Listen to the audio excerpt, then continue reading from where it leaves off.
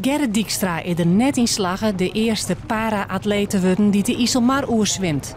De dragsters zetten van de morgen betiet vol goede moed uiteen, maar de zwemtocht door 22 kilometer van Starem naar Medemblik. Maar al na goed 3 kilometer moest de beliers Jan. Zijn lief kon de kjeld net aan.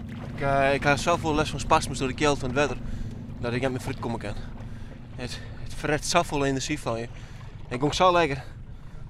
Alleen dit verret zoveel energie dat en het houdt ik het op. Van de morgen om zo'n uur staat Gerrit Dijkstra bij jachthaven de Roggebroek in Starem.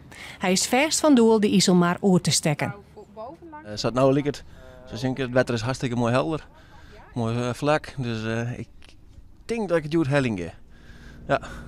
Onderwijs naar de sluis begint Gerrit toch wat kriebels te vielen. Ik begin een beetje spanning te krijgen. Die sluis mij wel heel gauw opzitten, want ik wil er graag in en begin te zwemmen. Zullen er eigenlijk een liedbriefje zien op of valt dat mij? Ik zit in de kjeld zit ik op de shin. Het is in het zwemmen net, maar het is in de kjeld. Dat wel. Gerrit wordt dan bij de eerste boei oorzet voor de start van het 22 kilometer lange traject. De golven binnen toch wat heger als tocht. En Gerrit moet even ziekje om het ritme van ziekheljen en de juiste slag.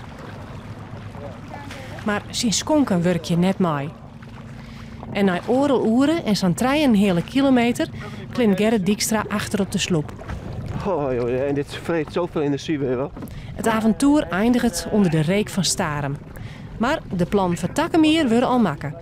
Ik kijk met sportactive bij Alexander Hullemaal uitpraten dat ik volgend jaar wedwang en dat geef in juli.